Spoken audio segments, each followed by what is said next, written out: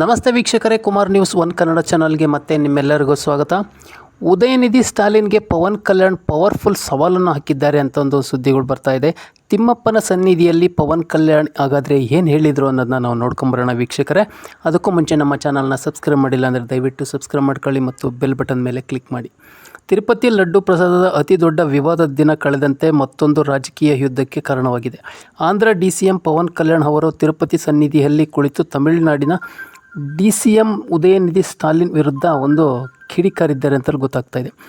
ಉದಯನಿಧಿ ಸ್ಟಾಲಿನ್ ಅವರಿಗೆ ಸನಾತನ ಧರ್ಮವನ್ನು ಸನಾತನ ಧರ್ಮ ನಾಶ ಆಗುತ್ತೆ ಅಂತ ಹೇಳಬೇಡಿ, ಸನಾತನ ಧರ್ಮವನ್ನು ನಾಶ ಮಾಡಲು ಆಗಲ್ಲ ಎಂದು ಪವನ್ ಕಲ್ಯಾಣ್ ಅವರು ಖಡಕ್ಕಾಗಿ ಹೇಳಿದ್ದಾರೆ.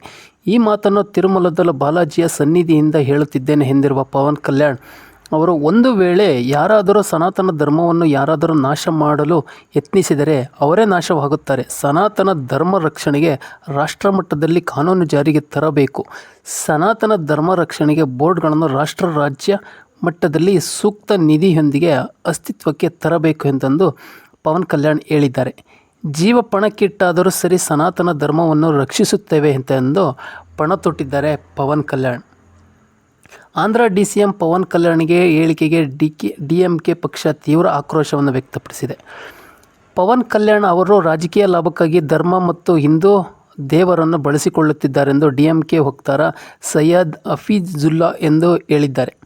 ಡಿ.ಎಂ.ಕೆ ಪಕ್ಷದ ಧರ್ಮದ ಬಗ್ಗೆ ಮಾತನಾಡಲ್ಲ. ಬಿಜೆಪಿ, ಟಿಡಿಪಿ, ಪವನ್ ಕಲ್ಯಾಣ್ ಧರ್ಮ, ಹಿಂದೂ ದೇವರುಗಳನ್ನು ರಾಜಕೀಯ ಲಾಭಕ್ಕಾಗಿ ಬಳಸಿಕೊಳ್ಳುತ್ತಾರೆ. ಇವರೇ ನಿಜವಾದ ಶತ್ರುಗಳು.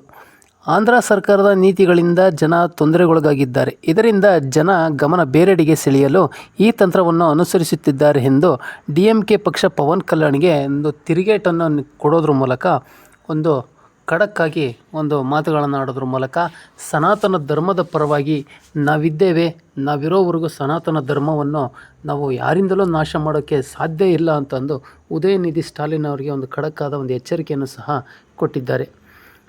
ಪವನ್ ಕಲ್ಯಾಣ್ ಅವರ ಈ ಹಿಂದುತ್ವ ಮತ್ತು ಸನಾತನ ಧರ್ಮದ ಬಗ್ಗೆ ಇರುವಂಥ ಒಂದು ಕಾಳಜಿ ನಿಜಕ್ಕೂ ನಾವೆಲ್ಲರೂ ಮೆಚ್ಚಬೇಕಾಗ್ತದೆ.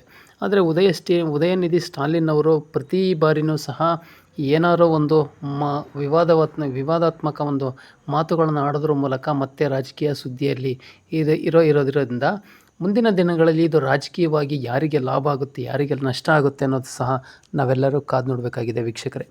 ನಮ್ಮ ಮಾಹಿತಿ ನಿಮಗೆ ಇಷ್ಟ ಆಗಿದ್ದರೆ ನಿಮ್ಮ ಅನಿಸಿಕೆ ಅಭಿಪ್ರಾಯಗಳನ್ನು ಕಮೆಂಟ್ ಮೂಲಕ ತಿಳಿಸಿ ಅಂತ ಹೇಳ್ತಾ ಮತ್ತೆ ಮುಂದಿನ ವೀಡಿಯೋದಲ್ಲಿ ಸಿಗೋಣ. ಧನ್ಯವಾದಗಳು. ನಮ್ಮ ಚಾನಲ್ನ ನೀವಿನ್ನೂ ಸಬ್ಸ್ಕ್ರೈಬ್ ಮಾಡಿಲ್ಲ ಅಂದರೆ ದಯವಿಟ್ಟು ಸಬ್ಸ್ಕ್ರೈಬ್ ಮಾಡ್ಕೊಳ್ಳಿ ಮತ್ತು ಬೆಲ್ ಬಟನ್ ಮೇಲೆ ಕ್ಲಿಕ್ ಮಾಡಿ. ಧನ್ಯವಾದಗಳು.